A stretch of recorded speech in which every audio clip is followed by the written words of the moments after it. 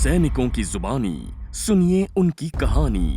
ये है regiment diaries. 1897 North West Frontier Province Tirah क्षेत्र में स्थित इस प्रांत पर निगरानी रखती एक पोस्ट सरागढ़ी। सरागढ़ी ब्रिटिश सेना के दो बेहद मजबूत गढ़ फोर्ट गुलिस्तान और फोर्ट लॉकहार्ट के बीच संदेश पहुंचाने का काम करती थी।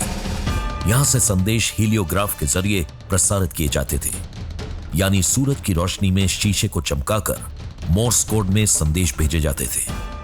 अंग्रेजों से लड़ रहा अफगानिस्तान कबीला सरागढ़ी पर कब्जा कर आगे बढ़ने की फिराक में था। सरागढ़ी की हिफाजत में यहां तैनात थे 21 सिपाही। हवलदार ईशर सिंह इस पोस्ट की कमान संभाले हुए थे। सितंबर 12 उन्होंने अफगानों की इतनी बड़ी फौज को आते देखा, जो उनकी दूरबीन के दायरे से भी ज्यादा बड़ी थी। कई लोग कहते हैं कि यह फौज 10,000 से ऊपर थी। उन्होंने तुरंत फोर्ट गुलिस्तान और फोर्ट लॉकहार्ट को सूचना दी, लेकिन दुश्मन की तादाद इतनी ज्यादा थी कि मदद भेजना बेमतलब समझा गया। अगर उस रोज ये 21 सैनिक पोस्ट छोड़कर पीछे हट भी जाते तो इतिहास उन्हें कटघरे में नहीं खड़ा करता, लेकिन इन्होंने यहां डटे रहने का फैसला लिया। यह फैसला उन सभी का अपना था, बिना किसी शक, संदेह या सवाल के। और फिर इन 21 सैनिकों ने जिस तरह सैलाब का मुकाबला किया, वो इतिहास का एक ऐसा मुकाम है कि विश्व भर में उस बहादुरी की मिसालें दी जाती हैं। वो सारे शहीद होंगे ये उन्हें पता था, लेकिन जिस सरफरोशी से उन्होंने शहादत का रास्ता अपनाया, आखिरी दम तक अपना फर्ज निभाया, अपना और अपनी रेजिमेंट का नाम रोशन किया, वो जुनून आज 200 साल बाद भी उनके रेजिमेंट के सैनिकों का खून गर्म रखता है। ये 21 सैनिक जिन्होंने अनगिनत दुश्मनों की कमर तोड़ दी, जिन्होंने फोर्ट गुलिस्तान और लॉकहार्ट में तैनात अपने साथियों को समय दिया तैयारी का, और इतिहास की सबसे कठिन लड़ाइयों में से एक पर सुनहरे अक्षरों में अपना और अपनी रेजिमेंट का नाम दाखिल किया। ये थे पंजाब की मिट्टी के शेर सैनिक सिख रेजिमेंट के। सरागढ़ी की लड़ाई यूनेस्को द्वारा बनाई गई विश्व की सबसे कठिन लड़ाइयों की फेहरिस्त में शामिल है। साथ ही ये जानी जाती है एकजुटता की मिसाल के तौर पर। और ब्रिटिश पार्लियामेंट ने इन सैनिकों को अपने सदन में तालियों की गड़गड़ाहट के बीच स्टैंडिंग ओवेशन दिया, और उस समय का सर्वोच्च वीरता पुरस्कार इंडियन ऑर्डर ऑफ मेरिट सभी 21 सैनिकों को दिया गया। सिख्स का जो नेचर है वो बहुत दिलेर होते हैं, खुश मिजाज होते हैं, एग्रेसिव होते हैं, और कभी भी बुरी परिस्थितियों में हार नहीं मानते। 18वीं सदी में अफगानों के खिलाफ खालसा पंथ या कहें खालसा आर्मी शेरे पंजाब कहलाने वाले महाराजा रणजीत सिंह ने खड़ी की। अपने वर्चस्व और अपनी पहचान को बरकरार रखने के लिए सिखों ने तलवार उठाई। इन लड़ाइयों के दौरान ब्रिटिशर्स ने देखा कि ये जो खालसा आर्मी है, एक महाराजा रणजीत सिंह के कद के नेता के बराबर के नेता के अभाव के बावजूद इतनी तगड़ी लड़ाई लड़ रही है, तो इससे लड़ने की बजाय बेहतर ये होगा कि इनको अपनी सेना में शामिल कर लें। और इस तरह 1 अगस्त 1846 को सिख रेजिमेंट का गठन हुआ, जो कि ईस्ट इंडिया कंपनी की सबसे काबिल लोकल रेजिमेंट बनी। सबसे पहले 2 यूनिट्स खड़ी की गई। फिरोजपुर से 14 फिरोजपुर सिख, जो आगे जाके कहलाई फर्स्ट सिख, और फिर लुधियाना से दूसरी सिख यूनिट, जो कि आगे जाकर कहलाई 2 सिख। 1922 में इंडियन आर्मी को उन्होंने रीऑर्गेनाइज किया था। इस टाइम पे इन्होंने दोनों ब्रिगेड जो थी सिख रेजिमेंट की, उनको मिला के 11 सिख रेजिमेंट बनाई। उस टाइम पे इन्होंने जो 35 सिख थी उसको ट्रेनिंग बटालियन का दर्जा दिया, और उस टाइम से सिख रेजिमेंटल सेंटर का इतिहास शुरू हो। सिखों की कर्तव्य निष्ठा और बहादुरी के कायल अंग्रेजों ने सबसे ज्यादा सिखों की ही भर्ती की अपनी फौज में। उस वक्त सिख भारतीय आबादी का सिर्फ 1% हिस्सा थे, लेकिन ब्रिटिश आर्मी का लगभग 20%। सिखों की इन रेजिमेंट्स ने अपनी सरहदों को पार कर गैर मुल्कों की सरहदों को भी महफूज रखा। पहले विश्व युद्ध में इनका नाम पड़ा ब्लैक लायंस। सिखों ने इस युद्ध में बंदूकों के साथ साथ अपने पारंपरिक हथियारों जैसे चक्र और तलवार का भी इस्तेमाल किया। बताया जाता है कि इन दोनों ही विश्व युद्ध के दौरान सिखों की सेना के साथ गुरु ग्रंथ साहिब भी मैदान जंग में ले जाई जाती थी, और ये एक बड़ी आम बात थी। और दूसरे विश्व युद्ध में ये सैनिक लड़े बर्मा, मलया और इटली में। इन्हीं सिखों में से एक थे विक्टोरिया क्रॉस और महावीर चक्र पाने वाले जमादार नंद सिंह। विक्टोरिया क्रॉस ब्रिटिश और कॉमनवेल्थ सेनाओं द्वारा दिए जाने वाला सर्वोच्च सम्मान है। जमादार नंद सिंह ने अपनी बहादुरी का परिचय पहले विश्व युद्ध में और फिर 1947 में भारत पाकिस्तान की आजादी के तुरंत बाद हुई लड़ाई में दिया। उन्हें याद किया जाता है 1944 में बर्मा में जापान के खिलाफ हुई लड़ाई के लिए, जब उन्होंने कटीली सीधी खड़ी पहाड़ियों को चढ़ दुश्मन पर वार किया और अपनी प्लाटून का नेतृत्व किया। हेवी मशीन गन और राइफल फायरिंग के बीच उन्होंने अकेले अपनी प्लाटून से आगे बढ़ 3 खाइयों को रेंगते हुए पार किया और पोस्ट पर कब्जा किया। उनके ऐसे करने से उनकी प्लाटून का आगे बढ़ने का रास्ता साफ हुआ और उन्होंने मिशन पूरा किया। और यह पूरा ऑपरेशन दुश्मन पर गोलियां और बेनेट पर वार करते करते और फिर 1947 में कश्मीर के उरी सेक्टर में पाकिस्तान से आ रहे आतंकी कबीलियों से उनकी यूनिट भिड़ी, जिसमें दुश्मन को गहरी चोट पहुंचाकर आक्रमण करते हुए उन्होंने महत्वपूर्ण पोस्ट पर कब्जा तो किया, लेकिन अंधाधुंध फायरिंग का शिकार हुए। विक्टोरिया क्रॉस से पहले सम्मानित हुए जमादार नंद सिंह को मरणोपरांत महावीर चक्र से भी सम्मानित किया गया। ब्रिटिश राज में बनाई गई ये रेजिमेंट आजादी के बाद 2 से बढ़कर आज 20 regular infantry battalions, 3 territorial army battalion और 3 राष्ट्रीय राइफल में तब्दील हो गई। आज भी इंडियन आर्मी में हर फॉर्मेशन कमांडर ये चाहता है कि मेरे नीचे एक सिख रेजिमेंट की बटालियन हो तो उसका बात बने जाए, चाहे वो JNK की LC पे, चाहे वो JNK की वैली में, चाहे वो अरुणाचल की पहाड़ियों में, चाहे वो नागालैंड और मणिपुर की इंसर्जेंसी हो, चाहे डोकलाम में जहाँ चाइनीज़ के अगेंस्ट अभी रिसेंटली जो हमारी हुई थी, आप हमेशा जा पाएंगे कि एक सिख रेजिमेंट वहाँ पे होती है और उनको कमांडर्स हमेशा अपना पहला हथियार मानते हैं। आज सिख रेजिमेंट में सैनिकों का चुनाव पंजाब और उसके आसपास के राज्यों के कुछ चुनिंदा शहरों से भी होता है, जबकि ऑफिसर्स इंडियन मिलिट्री एकेडमी यानी IMA और ऑफिसर्स ट्रेनिंग एकेडमी से देश भर से आते हैं। सिख रेजिमेंट के जो लड़के हैं वो जट सिख्स होते हैं और ज़्यादातर ये लोग पंजाब, जम्मू और हिमाचल और UP के तराई रीजन से होते हैं, जहाँ से हमेशा इंडिया में जो इन्वेडर्स आए हैं वो इसी थ्रू आए हैं, तो उनकी ये आदत में लड़ाई उनकी आदत में शामिल है। तो जहां जाट सिखों को शौर्य और साहस विरासत में मिला, तो शास्त्रों का ज्ञान प्राचीन शास्त्र विद्या गटका से। गतका क्या है? कि सिख मार्शल आर्ट है जो कि पुराने समय की सिखों की एक युद्ध करने की कला है। ये कला 6वें गुरु हरगोबिंद सिंह के टाइम पे शुरू हुई थी। गतका एक्चुअली एक संस्कृत वर्ड से निकला है। गड़ा का मतलब होता है लकड़ी। तो प्राचीन काल में रूरल एरियाज़ में लोग लकड़ी के साथ में मार्शल आर्ट की प्रैक्टिस करते थे, जो कि ब्रिटिशर्स के टाइम पे बिकॉज ऑफ सम रीजंस उस पर काफ़ी बैन लग गया था। लेकिन धीरे धीरे खालसा पंथ ने इसको अपने अंदर इन्वाइब किया और इस प्रैक्टिस को कंटिन्यू रखा। समवेयर अराउंड 19th सेंचुरी ये गतका जो था वो लकड़ी के साथ में तलवारबाजी और बाकी चीज़ें भी इसमें इंक्लूड हो गई। गतका में 2 तरह की चीज़ें होती हैं, एक होता है रिचुअल रीति के हिसाब से और दूसरा होता है खेल। हम यहाँ पे इसको खेल की भावना के तौर पे प्रमोट करते हैं। एक रिक्रूट जो यहाँ पे आता है उसे कोई फॉर्मल ट्रेनिंग इसकी नहीं दी जाती है, बल्कि हमारे यहाँ पे क्लब्स चलते हैं एवरी वेडनेसडे। तो क्लब के तौर पे हमने एक गतका क्लब का ओपन किया हुआ है जिसमें प्रैक्टिस होती है। रिक्रूट्स उसको ज्वाइन करते हैं और उनको बेसिक गतके की प्रैक्टिस यहाँ पे दी जाती है। जहाँ एक और सिख रेजिमेंट की नींव उनके वीरों की कहानियों और शास्त्रों में लिखे शास्त्र ज्ञान पर टिकी है, तो वहीं दूसरी ओर यह भारतीय सेना की सबसे अनुभवी रेजिमेंट्स में से एक है।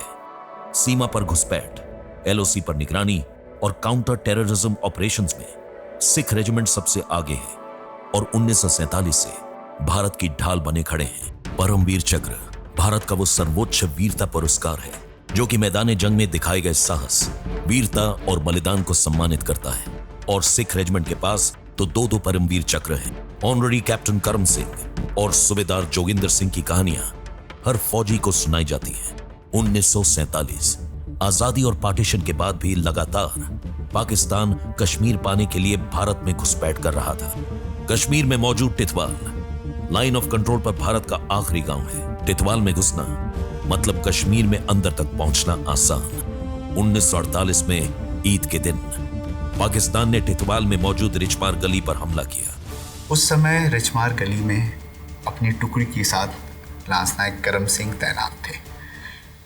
इस लड़ाई के दौरान वेव्स में अटैक किया गया था दुश्मनों के द्वारा। एंड जो पहली बराज आई थी आर्टी फायर की, वो इतनी एक्यूरेट थी कि सारे बंकर्स निस्तो नाबूद हो गए थे। कम्युनिकेशन ट्रेंच, जो हम खुदाई करके एक ट्रेंच बनाते हैं बंकरों के बीच में, वो भी डैमेज हो गए थे। तो पहले फेज़ में तो लांस नायक करम सिंह ने जितने भी लोग इंजर्ड थे उनको फर्स्ट एड दिया, उनको सुरक्षित जगह पे ले गए, उनका देख रेख किया। बट जब वेव्स ऑफ अटैक बढ़ने लगे, खास करके 5th, 6th और 7th वेव में, देन ही फॉट वेल।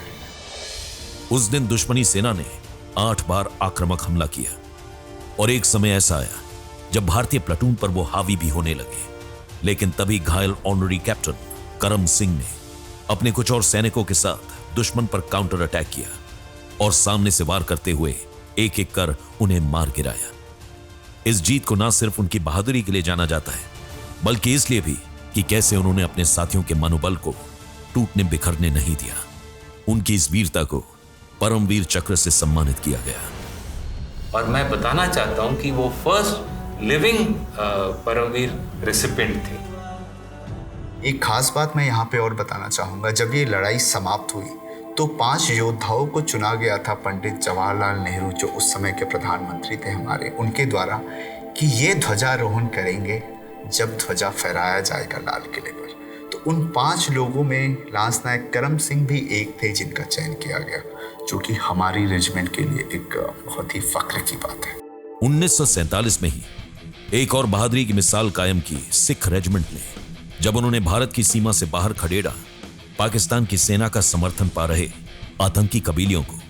यह जंग फर्स्ट कश्मीर वॉर के नाम से भी जानी जाती है। फर्स्ट सिख बटालियन को एयरलिफ्ट कर कश्मीर के हवाई अड्डे पहुंचाया गया, जहां उन्होंने न सिर्फ सुरक्षित किया इस एयरपोर्ट को, बल्कि दुश्मन पर भी आक्रामक रुख अपनाकर उसे पीछे हटाया। यह दिन आज भी 27 अक्टूबर को इन्फेंट्री डे के रूप में मनाया जाता है। साहस और शौर्य की मिसाल सिखों की सेना 170 सालों से हिंदुस्तान की वफादार रही है और 1962 में बहादुरी की मिसाल कायम की सूबेदार जोगिंदर सिंह ने। 1962 भारत और चीन के रिश्तों में गहरी दरार थी, जो आई दोनों देशों के बीच अरुणाचल प्रदेश में जुड़े बॉर्डर को लेकर और तिब्बत के मसले पर। जब बौद्धों के परम गुरु दलाई लामा को भारत में शरण मिली, उस वक्त भारत के प्रधानमंत्री जवाहरलाल नेहरू ने फॉरवर्ड पॉलिसी के तहत बॉर्डर पर पोस्ट खड़ी करने का ऐलान किया, जिससे तिल मिलाकर चीन ने भारत पर हमला किया। सूबेदार जोगिंदर सिंह ने चीनियों के आने से पहले ही कड़कड़ाती सर्दी में भी इस इलाके का पूरा जायजा लेकर सटीक पॉइंट्स पर अपने बंकर्स बना लिए थे, जिसका फायदा उन्हें मिला।